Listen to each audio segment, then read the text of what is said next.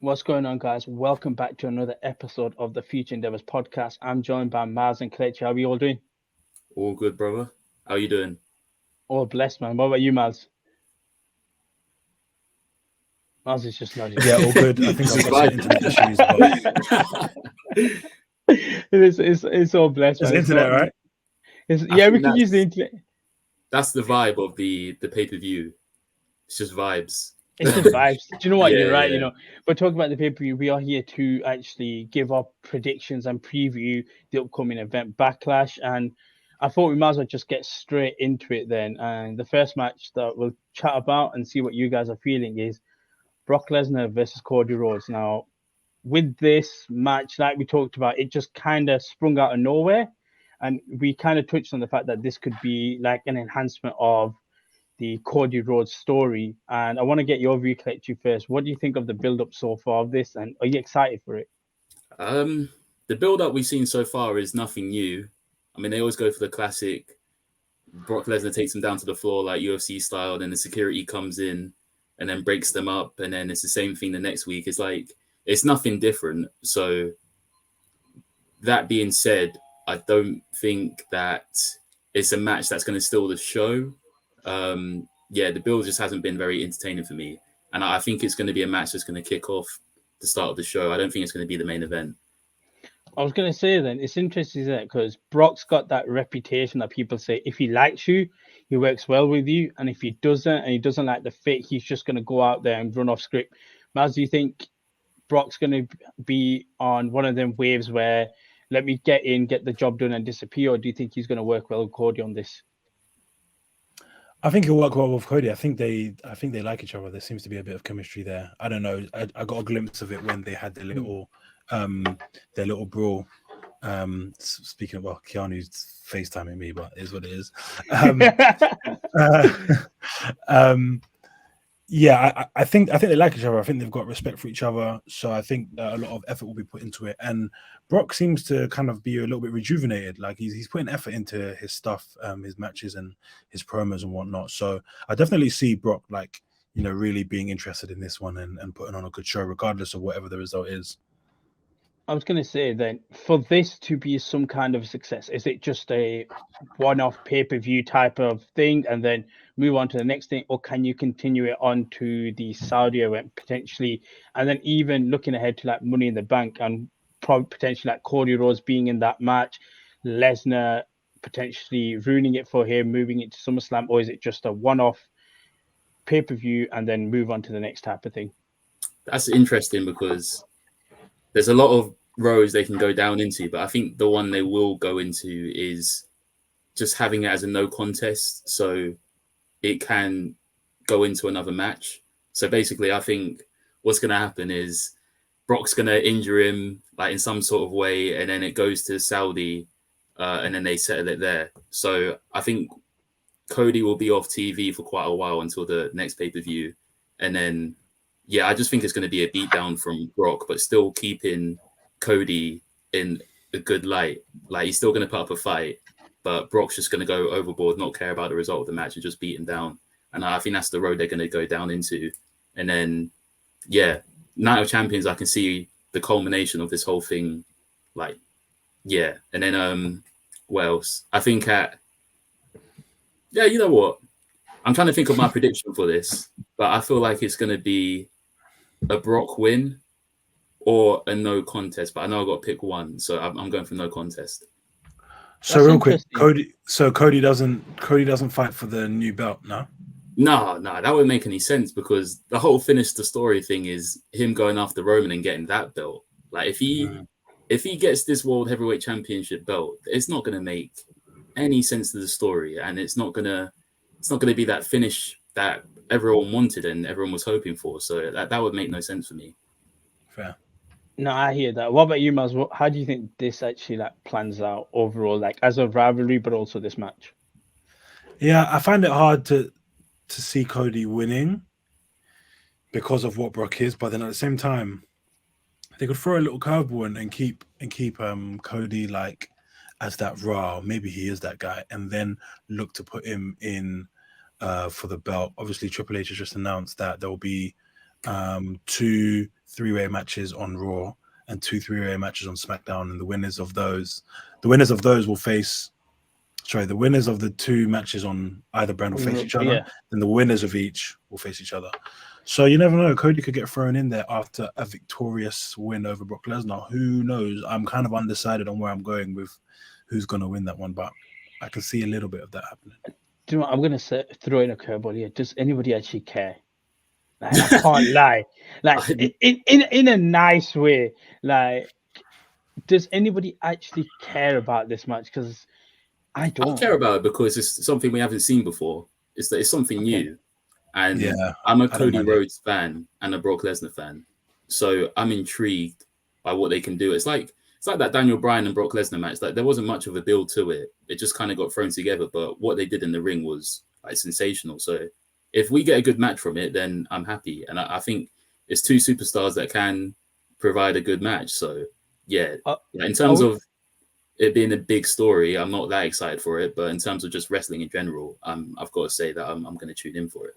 The only thing is, this is what I don't like. So with heel Brock Lesnar, he loses that charisma that he has as babyface Lesnar. And I kind of enjoy the babyface Lesnar a little bit because you can just have a bit more fun with it.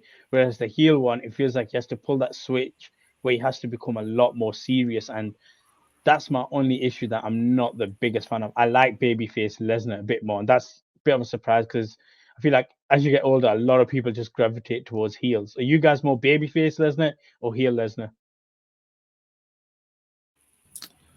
I don't mind the face Lesnar stuff. I think he's quite a compelling promo, which I've been quite surprised about actually. But I'm a heel wrestling fan in general. I love a heel. I was dying for the day Roman turned heel. I gave up on John Cena turning heel a long time ago. I'm a heel guy. Like, as soon as they turn heel, I'm like, yes. Do you know what? Let me just cut you there. Like, I saw so many people saying Cena's going to turn heel, and I just kept thinking, this guy's the money maker in the WWE. He's never turning heel. It's impossible. It's impossible for him to turn heel. But yeah, I'm with you. I'm such a heel fan that I didn't care about Bayley, and then she turned heel, and I was like, oh, this is sick. I loved it. When she's like going into kids' faces and ripping it. I loved it. I love it. That was so cringe. That was so cringe because I love it. I don't know. It's just Bayley, man. Like, I think she was so good in NXT as a face with the whole the inflatable people at the back and her entrance. Like, why are we talking about Bayley actually? But yeah, I don't know. We talk about heels, but heel or face Lesnar. What's your pick on that? Which do you prefer? I'm gonna go for heel, but it's a difficult one to say because heel Lesnar, his best work comes with Paul Heyman. So if you're giving me Paul Heyman with heel Brock Lesnar, then it's that 100%. Like, how could you hate what Paul Heyman was doing when he was doing Eat, Sleep, Conquer, Repeat? Like, that's some of the best work they've done together. So, but yeah, in terms of Brock being a face, like as you said, he has way more charisma and he's a proper funny guy when he wants to be. So yeah, it's tight, but I think heel Lesnar is like the serious one. Like that's what's going to bring the money in. So in terms of this then for Lesnar then, like we talked about what could happen with Cody. For Lesnar, is he just kind of there because he's just a main event star? Like he doesn't actually need a storyline too much to get over? Is he just that much of an attraction in wrestling right now? No, definitely not. I think he's worn off in terms of his star power. Obviously, when his music goes off, it's like, oh yeah, Brock is back. But after that, it gets boring quick. Brock isn't that star that can just come throw people over the top rope and then leave again. Like, we need some compelling stories. And when he turned face, that was like a refreshing moment of like, oh, okay, Brock can do this and can do that. So it would be nice to see Brock on TV every week, but not as the superstar Brock we've got, because it's like, oh my gosh, Brock is back every single week, and it's like, yeah, Brock is back, like we know this type thing. Make him seem like one of the other wrestlers and let him be a part of storylines and things that a normal wrestler will get involved in, not just the appearances every 2 weeks, like, or every 3 weeks. Have all the security come and try and get him out there. It's the same. It's the same. Oh, one question to throw in as well, because Brock Lesnar, well, before the whole Cowboy Brock thing, he mentioned that he wanted to retire, and he really thought he was going to have his last match before all this new gimmick happened. So do we like the direction that Brock Lesnar's going in, or do you think we can see something better with Brock? Or like what else can they do with him? Let's see how That's his the career. thing. I feel like I love Brock, but in some way he's kind of limited with what they can do because of his stature. That he getting involved with like let's say like just throwing like the smaller guys like Rey Mysterio, for example. Realistically, it just looks impossible for someone like a Rey Mysterio to get over. Like the cap where he has, where someone can beat him, is someone like a Seth Rollins. Outside of that, it has to be like he has to face, for me, like the bigger guys, because outside of that, realistically, you look at Brock and like you've got to be able to beat this guy. Like Cody's another example where it's a 50-50. Drew McIntyre because of the height. Sheamus is probably another one, but other than that, again, he has to face the big guys because realistically, it makes sense for him to go into that type of thing 50-50. Because I remember when he faced Ricochet, I was like, what are they doing? And they did like a 2-minute squash match, and everyone knew what was going to happen. So he's limited, but he's limited because of his own personal size. Also, I can't remember who you said it for, but you said someone had a limited moveset. It might have been John Cena. I can't remember. But if we're talking about limited movesets, Brock is the one who has limited moveset, but you love Brock. No. So there's a fun nature about that. So like Suplex City, when you look at that became a meme in itself, and you can enjoy that type of thing. Like you know what you're getting with a Brock Lesnar type of match. So that's why I can appreciate someone like him. I'm like, it's not a problem. Like he just needs to go in there hard hitting matches. I don't need a Brock Lesnar 30-minute wrestling classic. I need 10 minutes and I'm good. Like I've got my Brock Lesnar type of thing. So that's the only thing I can say about Lesnar. But also on the flip side, it limits him for me personally as well. Yeah, I don't think we're going to see any 5-star matches from Brock Lesnar anytime soon, but he's definitely got it in his locker, but I just don't think he's interested in having those long, like 30-minute matches. I think the last match where it was like 5 stars was probably the Daniel Bryan match or the triple threat he had with Seth Rollins and John Cena. So singles wise, I don't think he's interested in like putting on a clinic anymore. But you never know. This could change. But let's go predictions then. Miles, what are we thinking in this one? Yeah, with everything being said, I'm going to go Brock. WWE like to put all of their stocks in Brock Lesnar, and I think it won't be any different this time as well. Not a massive build to the story, so that kind of lends itself towards Brock Lesnar and everything he's about, to be honest. So, yeah, man, Cody stocks are plummeting hard, in my opinion. Especially if he's not in that tournament as well. But yeah, Kelechi, what about you? I'm going for a no contest. They've got to save both guys. Like they're going to finish it later down the line. I'm going to take Cody. I'm going to go the outside just because I can't think of him losing back-to-back pay-per-views. But then I think where he can grow his story is come Monday Night Raw. He's in that triple threat picture, but doesn't win, doesn't get onto the next stage type of thing. So that's the only reason I think Cody potentially has a chance to win this. What was Keanu's prediction in the group chat? Well, let's have a look. It was Brock. It was Brock. I remember. Was it That's Brock? the only one I remember from his. Yeah, do you know what? He's learned his lesson a bit, not just with Cody. I'm going with Cody on this one. But with that, I'm going to move on to a match that doesn't, for me, hold that much value, and that's the triple threat match between Theory, Bronson Reed, and Bobby Lashley. Again, I said it before in the previous program, I'm a bit bored of Theory. Unfortunately, it's because not as much to him, but it just feels like he's flattened out. Even in this triple threat, he's there just as a champion, but it seems like the actual rivalry isn't between him, it's between Reed and Lashley. Just want to go get your guys' views. What do you think about it? Is this just recycled? Because it feels like it is for me when it comes to the US title at this moment. Yeah, I think it's one of those filler matches where there's no really story, like there's not much of a story involved in this one, in my opinion. And it is only out of Bobby and Austin Theory. So because Bobby is involved and he had that whole program with Bray Wyatt cancelled, I feel like WWE sort of owe him, like giving him a title on this one. They can't just do nothing with him. Like, Oh, yeah, trust I me, don't know. Yeah, it's a tough one because I just don't see what they do with Bobby if he loses. What about you, Maz? I know you're a theory guy. Like, what's your opinion on this triple Yeah, I love threat? And theory. is this like the best situation for him, or should he be able to get his one-on-one matches? Sorry, I don't understand your question. I was going to say something else. Oh, right. No, go on. You go with what you want to say first. So, as much as I love Theory, like I have to think sensibly, and I think that Theory, when you actually look at his title run, he's had a decent enough title run. He's got the heat from it. You can do something new with him this year. You can still keep him as a heel, but you can do something new. And as much as I like him, he's not actually been built to be a star just yet. So I can see WWE taking the belt off him just because, well, like, you know, it's someone else's time. And you also can't have Bobby Lashley not going over unless he cheats. You can't have Austin Theory beating Bobby Lashley clean. No chance. So I do actually see Bobby winning this one, to be honest, in my opinion. See, so which brand's Bobby on right now? Through the draft. What's he been moved to? I think he's been moved to SmackDown, right? Okay, so if he's been moved to SmackDown, then I can understand. And so is Austin. So is Austin on SmackDown as well.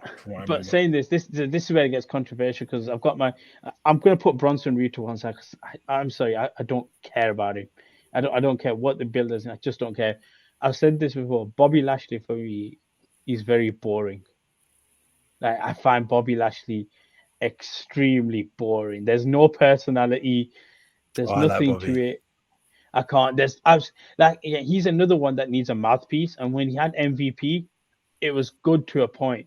But again, this is the same Bobby Lashley that was involved in a love drama angle with Rusev, Lana, and Ziggler and someone else. I can't remember what that angle was, but they were doing something with that as well. So I just can't get behind Bobby Lashley. I never have done. And like his promos are still. Sometimes he comes out as a face. Sometimes he comes out as a heel. I'm like, you need to make your mind up about your particular character. So I'm not behind Bobby. I don't know if I've started like a Bobby Lashley hate fan club or something like that, but I don't know if you guys can convince me. What am I missing with Bobby Lashley? Nah, I think you're right, 100%. You know, because before MVP, he was doing horrible work on the mic. Like nothing was believable. The guy needed to take acting lessons. Remember when he had the sisters thing? Yeah, oh my gosh. Wait, go back on this. The sisters. Like he had. Yeah. What was it? He was doing promos saying what was it exactly? I think I remember it vaguely. Yeah, I think I do vaguely remember it. The guy has so many horrible storylines, like the whole Lana thing as well, and the marriage. It was just stupid, and it hurt his credibility. I didn't mind that. I like that. You didn't, bro. Bobby was brought in. Not in a comedic aspect, yes, because it was stupid, but not for like building him as a character. No. Yeah, I swear they had to cut that because Rusev and Lana just basically posted the fact that they were actually getting married.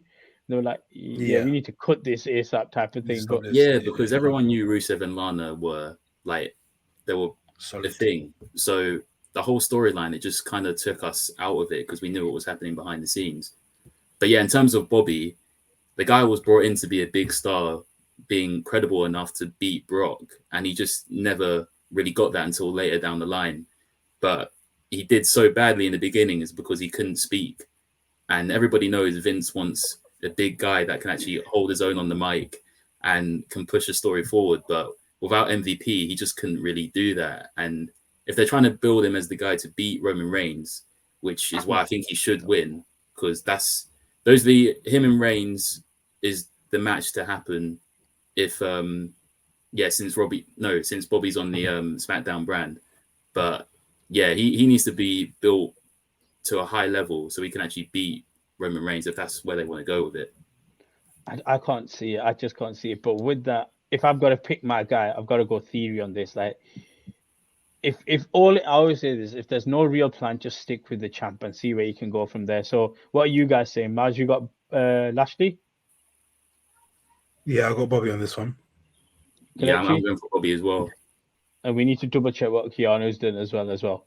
Because that's actually an interesting one. Let me check. Keanu's gone Austin Theory. Don't worry, I've been checking. Oh, you want it? Yeah, he's good. from Keanu's gone for theory.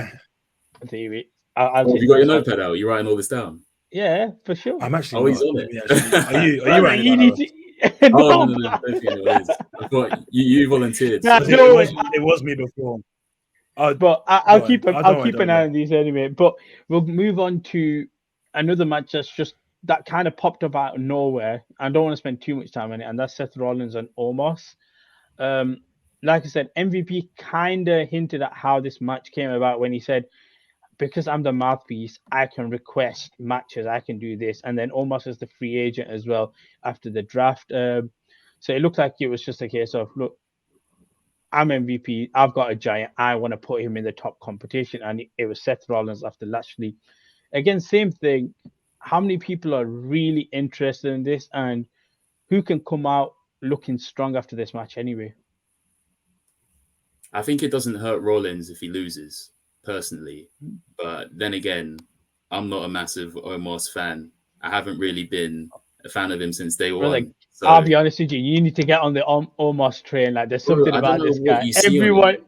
Everyone loves Omos. There's something about him. We I don't know like what it Omos. is. I like Omos. Something about it. Nah, they've booked him poorly, in my opinion, because why have they made him go up against jobbers like so far down in his career? Like he's I know he's not established yet, but he's been in WWE for about 2 years now, and they're still giving him jobbers.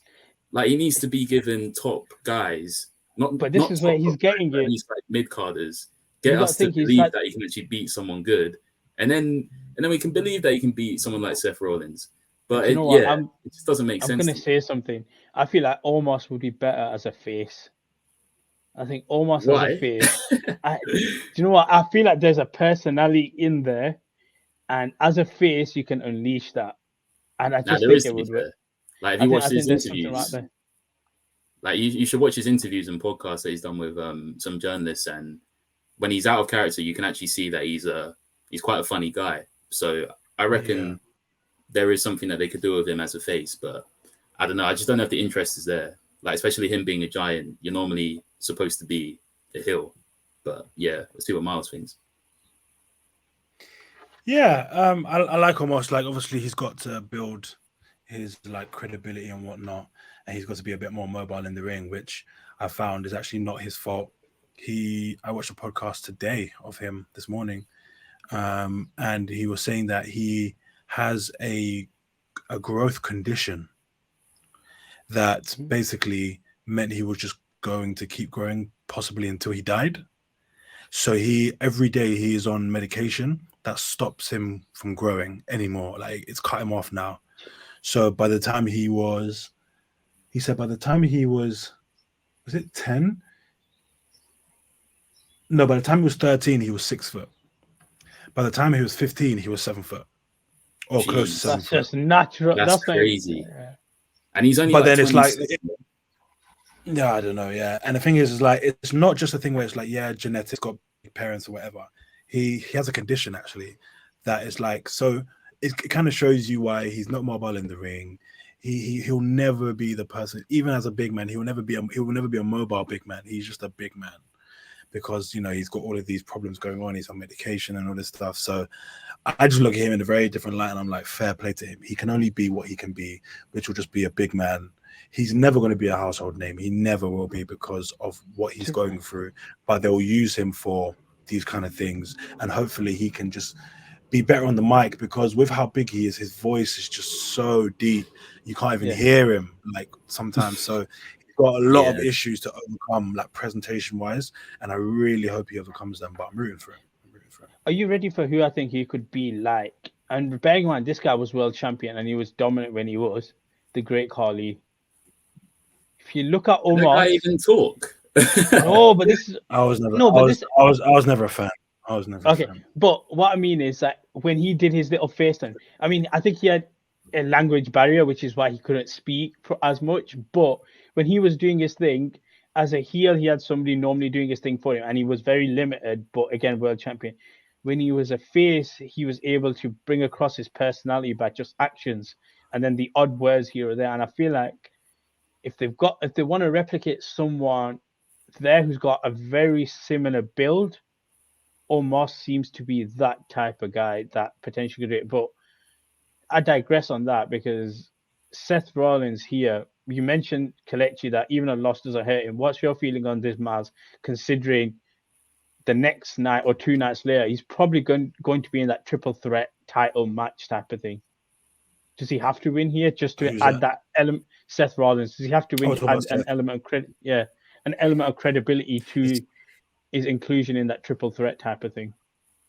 Yeah, it's a weird match. It's a weird match. I don't know where it came from, to be perfectly honest with you. Like, how does Seth ever win this in a convincing manner?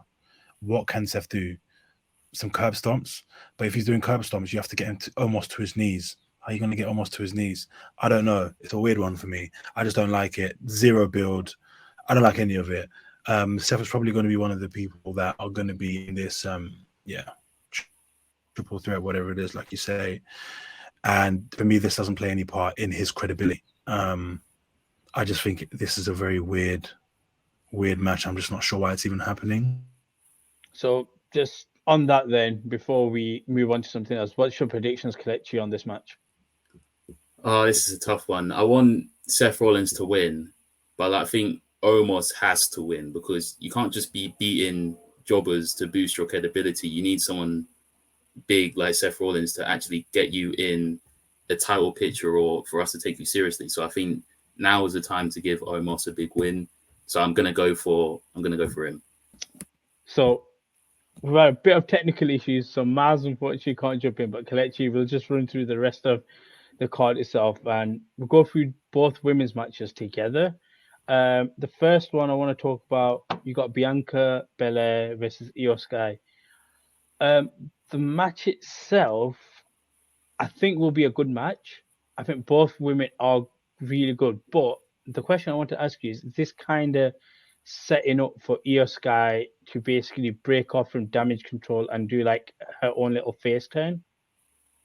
That's a good question. I don't really know much about Io Sky, to be fair, but I know the fans love her.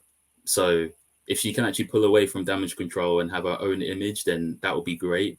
But obviously, they're not going to take the title away from Bianca this early. Otherwise, well, I mean, if they were going to take the title away from her, they would have done it at WrestleMania and not now. So I 100% think Bianca is taking home the title again. But in terms of the match itself, they can really make Io Sky a big deal if they're able to put on a good match.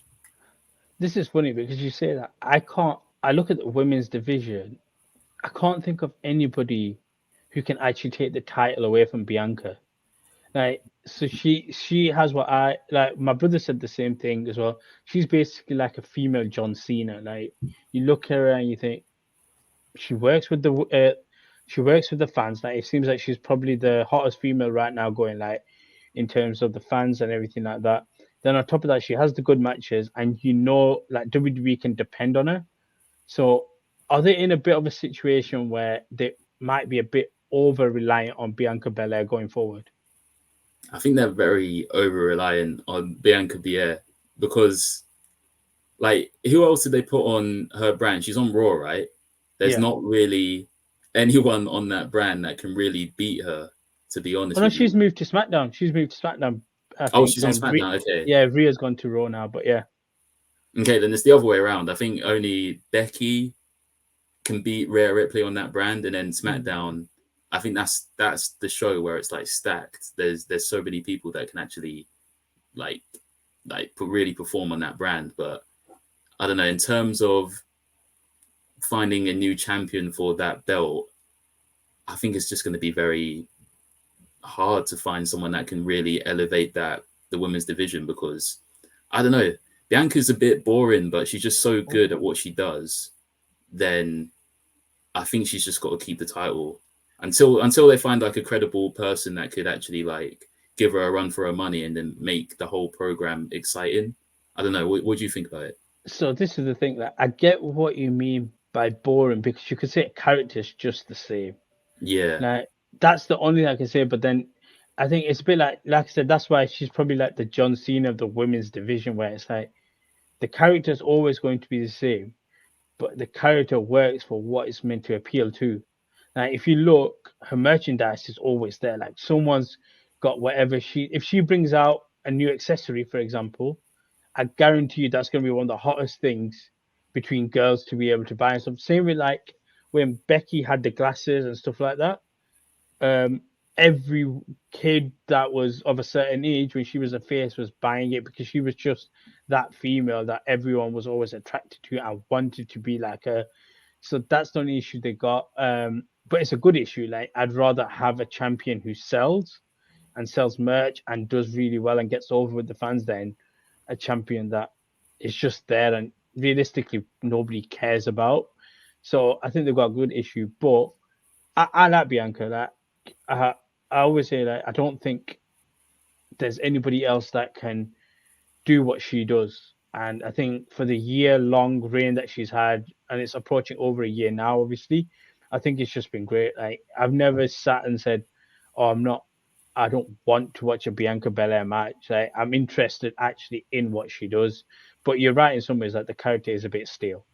But yeah, like you 100% know what you're getting with Bianca Belair. Like she's gonna put on like a really good quality match. It's just that in terms of the story that she brings with it, it's all about having a dance partner that can really, just push the other person as well.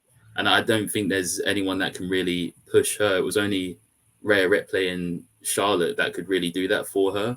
Like Io Sky is not really gonna do anything in terms of pushing Bianca forward, and that's the problem. There's just not enough stars that can really help the other person.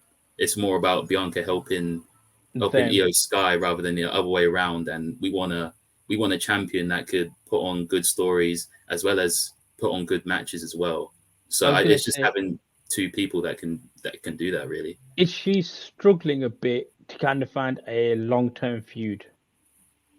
Yeah, because when was the last time she had one? That was with Bailey, right? And I don't think that was great. Yeah, so you had Bailey and then you had Becky, and that was really it from the top of my head that I can remember. The Becky one was good. The Bailey one, I wasn't interested in. Like I know they did the whole game show of like, who can win this like basketball sort of thing, and I don't know. It just kind of steered away from like a good story. I don't know with that one. I think it's just because Bailey became stale or something. But yeah, I wasn't feeling it personally. So just before we just wrap this up, then I'm guessing both of us are saying the same thing, that we expect Bianca to win 100%. Yeah, Bianca. And then moving on to the SmackDown Women's match, even though technically the champion's on Raw, Rhea versus Zelina. Again, like we talked about it on the previous pod, where we talked about the fact that this event's in Puerto Rico and the WWE do an amazing way of highlighting national wrestlers here. So obviously, like mentioned, we're going to look at Damian Priest and Bad Bunny, but here we got Zelina Vega.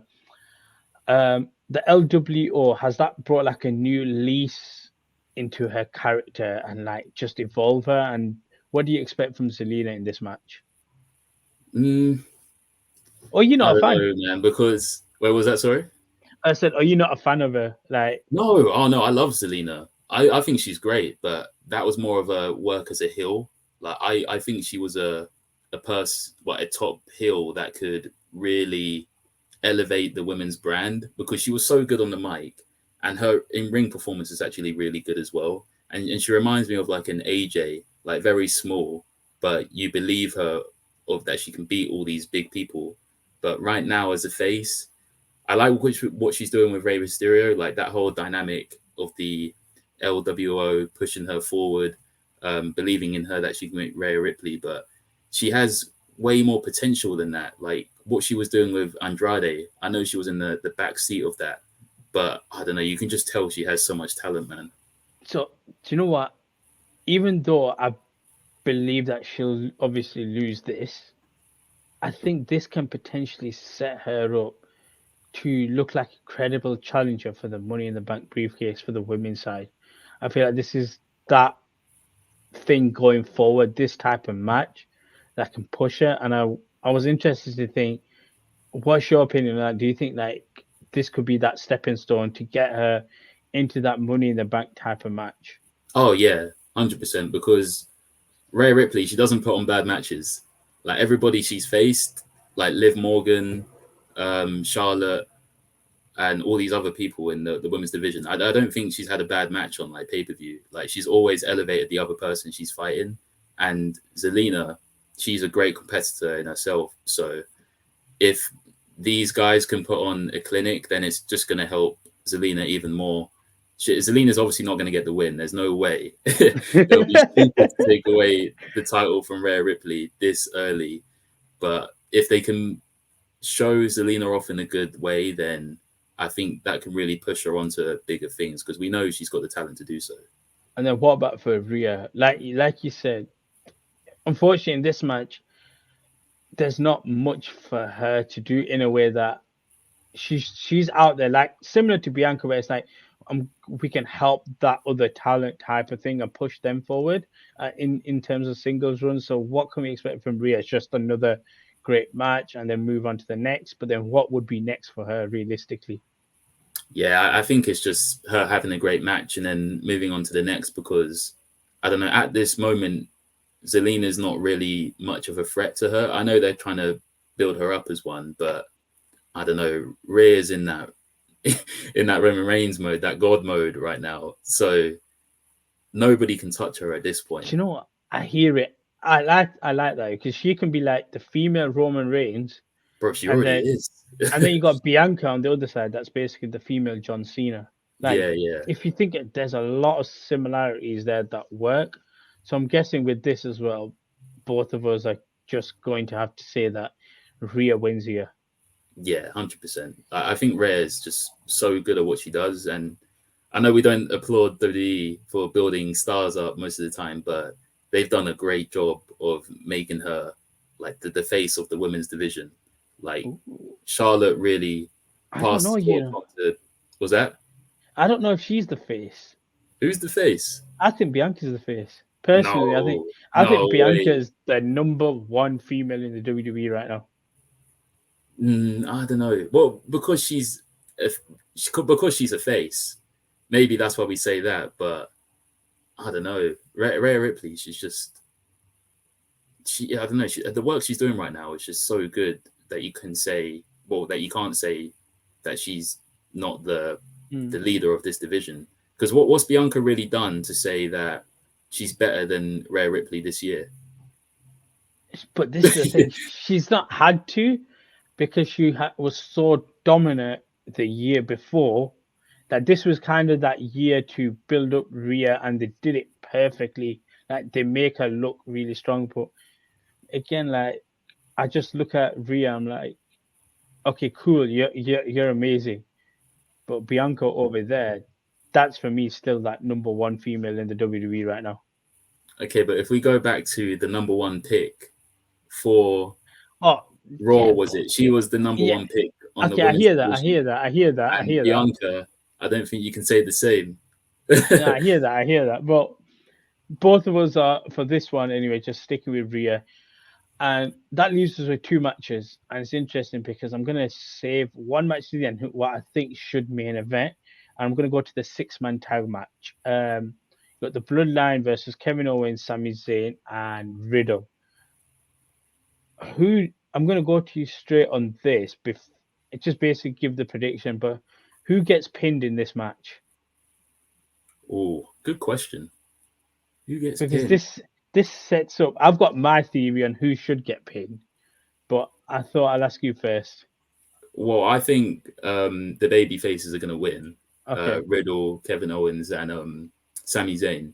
So it's just a question of who gets pinned out of the Bloodline.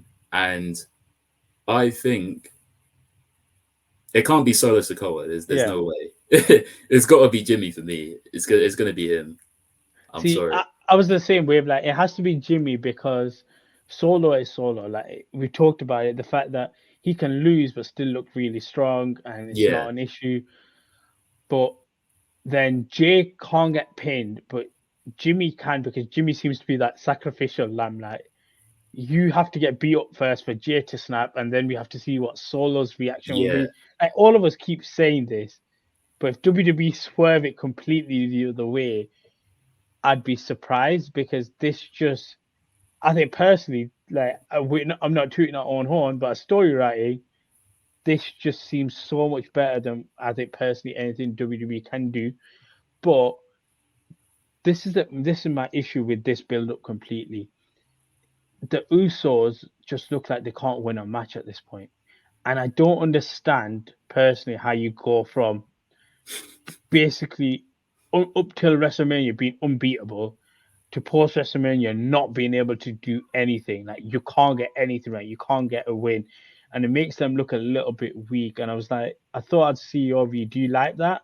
Or are you a bit surprised of how they portrayed the Usos?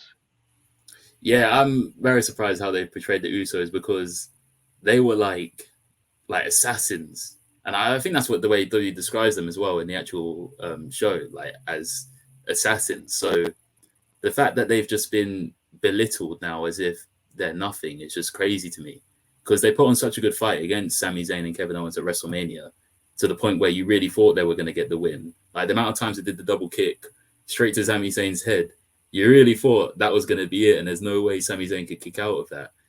And then now, it's just that they're losing so cheaply. It's just how do you build them so high just to go down so low?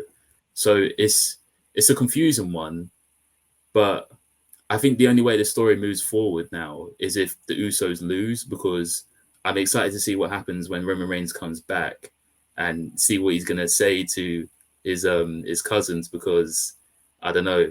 We know he loves Solo, so Solo is always going to be in that good light for him.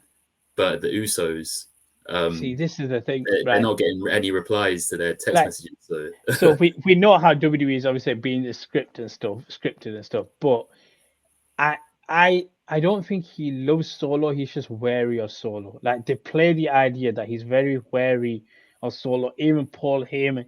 Just side note, Paul Heyman is just fucking amazing. Like he's the best thing I've ever seen ever on TV. It's the way that he just transitions. He starts speaking Samoa, and he's like he speaks about the higher ups and everything, and it's just like Solo's wrapping his tape, and he's like, then he starts going in Samoa, and I'm like, I know you've been around the Samoan heritage and everything, but this is just special. But the way I look at it is Roman understands that Solo's the biggest threat possibly because of the way they built him up as the enforcer. So he tries to keep him sweet. Whereas Jimmy and Jay, it's like, okay, you guys need to act up, whereas Solo's not done anything wrong. But I am with you in a way if they build it the way in a way that we're saying it, that you need to get them to lose. But then saying that, are we already a little bit bored of Sammy and Kevin? Yeah, I'm already bored, man. I can't lie. And it hurts a lot because... Exactly. I was going to say the build-up was better than the actual race. Yeah. Although it's just started. So we're being a bit judgmental because it's quick. But are they going to struggle to find the right dance partner? Because with the Usos, you always had the New Day. And right now, unless it's the Judgment Day potentially, I don't know any other tag team that they could do like a long feud where we're like, okay, cool, you guys, we faced you lot for 3 months, then you disappeared, then you're back after 4 months, and it's going to be a banger. Like, I am a bit worried that it's going to go stale quick. Yeah, this is the whole reason why I didn't want Sami Zayn and Kevin Owens to win the first time at WrestleMania, because I just knew it would get old. And with the bloodline, because they were doing such incredible work, that story is always just going to be interesting. That's why some people are saying that they can see Roman having the title until WrestleMania 40, just because their work was so good. I'm the same with that, but yeah. So sorry, carry on with about the Kevin Owens and Sami Zayn. Yeah, like individually, they're so good, but together, I know they're great friends and all that. They have incredible chemistry together, but I don't know, man. Like I just expected more of a decorated career from Sami Zayn and Kevin Owens. Like the way Kevin Owens came on the scene, like even prior to that, having an incredible NXT run, the way he came and spoke to John Cena, shutting him up and then doing the pop-out powerbomb. Exactly. This was meant to be an amazing guy, like to be fair, save the division or just be a new star in WWE. But yeah, No, the guy's incredible on the mic as well. So yeah, it's just a shame that no one really cares about them individually anymore.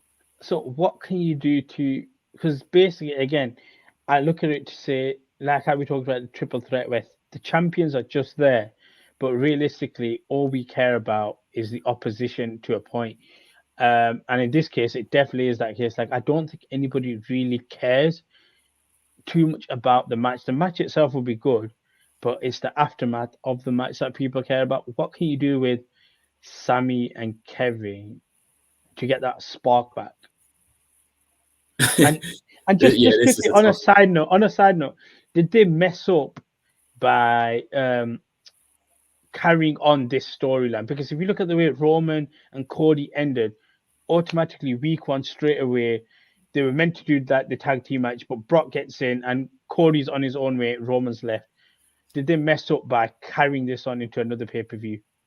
Well, I think in WWE's eyes, they think they're doing something different by bringing Riddle into the mix again, like him returning from injury and then settling that unfinished business he had. I think in their eyes, they're doing something different. So yeah, it's hard to say that they should have gone down the Cody Rhodes and Roman Reigns route of like doing like a whole different story. But yeah, in their eyes, I think they really believe like they've done something by bringing Riddle back. But I don't know, Riddle for me is just not it at the moment. Like I think with Randy Orton gone, it's just derailed his comeback to the point where not many people really care unless you have the Viper with him. So yeah, it's a shame, but yeah, 100% think that they should have gone down a different route and just done a whole story altogether because I'm not feeling this one. So what are we going on predictions for this one? I think the baby faces have got to win.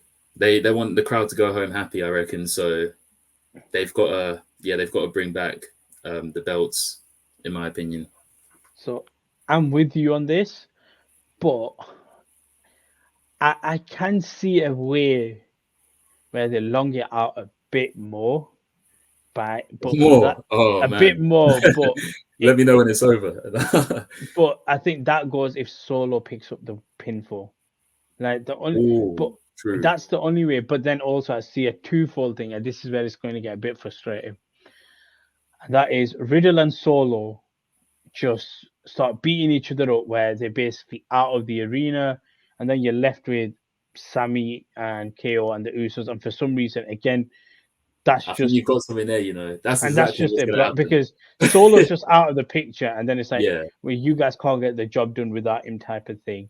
So I'm gonna go with the baby faces, even yeah. though I'd love the Blue Line to win again. I do want to see them going back to winning ways. But before we wrap up, we've got to get the main event in. Well, perceived main event, and that's Bad Bunny, Damian Priest, and you know what? Like, if Maz was on this, he'd be buzzing as well. But we say this about WWE when they branch out to international territories, they have a way of nailing it, and this is perfect. Two guys, Puerto Rico natives, and it's a street fight, and like where where to Keanu on this, he was saying the same thing. He goes, "There's going to be a lot of Spanish thrown around." I don't know if you've seen the press conference. Yeah, I saw it. Well, I only saw But the clip of like Bad that's what I mean. Bunny. Like everything about it is just Spanish. Like the crowd, everything. It's just Yeah, amazing. Like I love it. And I said this before as well in the other part. This is like Damian Priest, win, lose or draw, whatever. This is his WrestleMania moment come 1 month late. Um, are you excited for this match?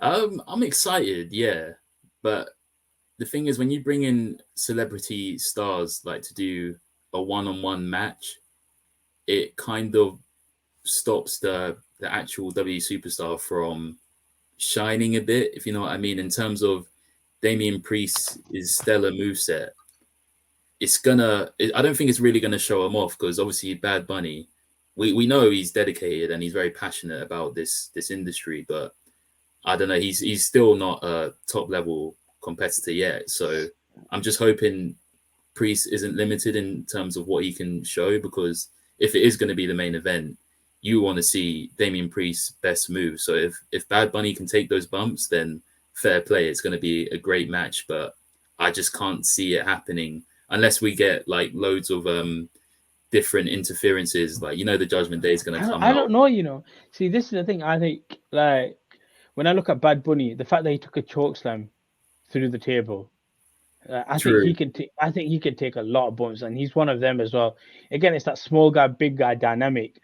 So when he does like a high flying move or anything like that, if he replicates a 619, for example, like certain spark bits like that are going to hit a lot more than if it was like, no offense, like Seth is amazing, but if it was like Seth versus Bad Bunny, the Damian Priest dynamic being the big guy, getting him onto the ground, it's like, yo, he put him, how's he done this type of thing?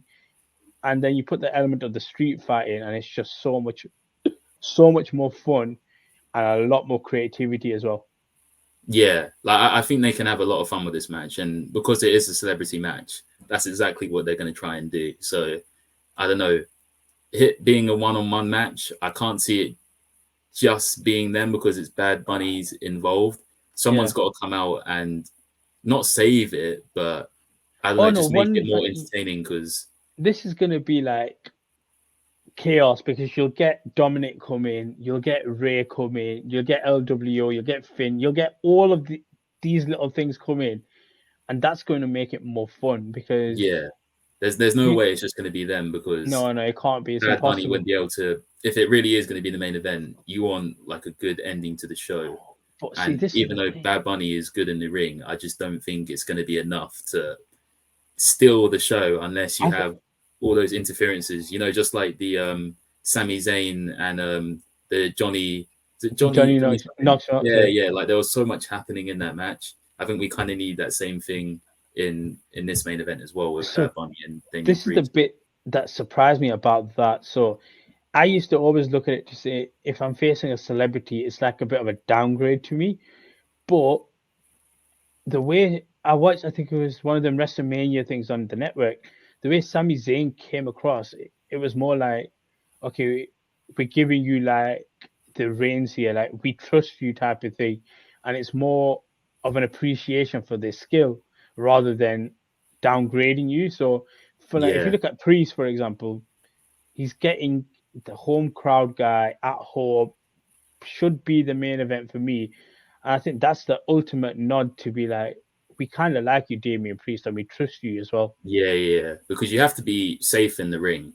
And these celebrities aren't perfect in the ring yet. So if the higher ups are trusting you with putting you with a celebrity who's not very experienced, then that's a really good sign from up above. Because like who's had a celebrity match before?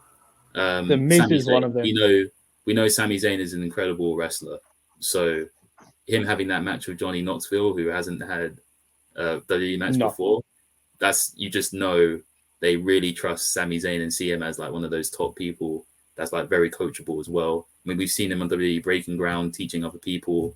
So yeah, the trust is there when you have a celebrity match like this. So yeah, props to Damian Priest. Also, like with these celebrity matches compared to the past, I mean, we call them celebrity matches, but I can't lie, Bad Bunny could potentially. You could do this for real, Yeah, the same way Logan does it. Like, I get it. I still have Logan as 1A, like he's the best celebrity guy, but Bad Bunny's not that far behind. And he's good on the mic as well. I know I say this a lot, but Bad Bunny, he's got a future in this. But the thing is, you said you don't know if you see celebrity matches as a downgrade or not. I think this is an upgrade for Damian Priest because Bad Bunny's huge. Yeah. Like, I know if we're talking about his music, this guy's doing bigger numbers than Drake. What did they refer to him as? The big hottest selling artist or biggest selling artist in the world? The guy's headline Coachella. So yeah, this guy is he's no joke. So yeah, this can only help Damian Priest really. Do you know what? So this is the thing, right? And it's a side note on this, but when we talk about the leader, and if this had run a bit more, it could have helped. But the leader of the Judgment Day, there's potentially a chance there for Damian Priest. But because I don't know if you remember when they struck a deal, the Bloodline and the Judgment Day, and it was basically Damian Priest that went to Paul Heyman and initiated that, and then Finn Balor was like, Where's that come from? Because I hate Roman Reigns type of thing. So I'm not saying that he is the leader, but there's potentially a scope for him to come out of this match as that guy. But I do want to Well, just this is wrap what up. I was saying on the pod a couple of weeks I ago. know. Roman I wasn't Reigns, a fan. I wasn't a fan. But then, none of you believed in me. We got to no, clip no, that. I didn't believe in him. And Yeah. but I will say this: that the fact that they're giving him a solo match instead of like a tag team match or anything like that, that shows for me that WWE one trust him. Yeah. And they know that both these two can get over really well, and it is going to be something They're that should missing be the special. trick. They're missing the trick not having Dom on this card. It'll probably come out with Rhea Ripley being the manager, like ringside for that match, and then Ray being in Selena's corner. But still, you've got to have Dom on the card. So I don't know how true this was. Someone said that he was injured. So I know he was on Raw and he did like a little short match, and he wasn't really taking much bumps on it. So someone said that he was injured. So I don't know if that's why they pushed that match that was originally meant to, or like some of the guys that were from the LWO, they pushed them on Raw, and then they said, "Here we go, we can give you this one showpiece single match," because I feel like that's probably the only logistical thing you could do then. Yeah, because that guy is so. He's the best heel in WWE. I keep saying it. I'm proud of him, man, because I didn't think he would ever get to this level, and I was fearing for him because he's Rey Mysterio's son. Like all the people in the back, because Rey Mysterio has so much respect, all those WWE people will want Dom to be another big star to follow in his father's footsteps. And for a long time, I was thinking, bro, like this guy's not good enough. So this is what it was, right? Before we wrap up, anyway, is the fact that you had Ray, who was the small guy, underdog, and everything else. Then you look at Dominic. This guy's about 5'10", I want to say 5'9", big guy, big build. He's got tattoos. He can't. Wait, you thought Dominic was big? Nah, he's quite small, you know. Dominic's a big guy for me. Like I'm small. Well, yeah, to us, to us, yeah. But in terms of all these big people, bro, he's not. Bro, look at Austin Theory. Yeah, Austin Theory is 25 years old. You know, like I think he's younger than Dom, and that guy is like he's jacked. Like but the way like Dominic dressed, like he's got tattoos, he's got the full thing. Like this guy, he screams heel rather than face. And then when he did the turn, it's been perfect. Like and the way he did it, everything about it was amazing. And then like he ran with the heel. Like it could have flopped to a point, but he's run with it perfectly. But before we wrap up, just want to get your predictions on this match. Like where does it go? Do we leave with Bad Bunny winning or Priest? I think Bad Bunny's got to win, man, isn't it? It's in Puerto Rico. They've got to make the fans happy at the end of the day. So yeah, Bad Bunny's got the win, and that's my prediction to end this pay-per-view. I want to say Damian Priest. I really do. Or it could finish in a draw. Actually, no, it can't end it like that. It can't. That. Yeah. See, this is the thing. How much do I want to win this competition between us? Do you know what? I'm gonna because I'm top and I want to see something fun. I'm gonna say Damian Priest gets the W. I just feel like there's a chance. Damian Priest. The thing is, you can save Damian Priest if there's a interruption. Then I think that's the way you can save Damian Priest. You can still be the leader of the Judgment Day if Rey Mysterio comes out to help. I was going to say the way it could work is so the Judgment Day get beat up, and then before Bad Bunny gets the win, you have Ray do the 619. You have Santos Escobar do his finisher. The other guys in the LWO, if they're there, do their finisher. Then you have Bad Bunny do it. All of a sudden, you got like 3 to 4 finishers on one guy, and it's not that bad of a deal if he was to lose. Yeah. I think there's going to be finishers galore at the end of this, and that will make a very good ending to the pay-per-view, really. So, yeah, they've got to get all those guys in. I think we are doing well with international stuff, but just a side note, release the Money in the Bank tickets, please. I just want to get my tickets now. Triple H, if you're watching, then please. Just bring out these tickets, man. But with that, we're going to wrap up today's episode of the Future Endeavours podcast. As always, if you enjoy the content, like, share, subscribe, and peace.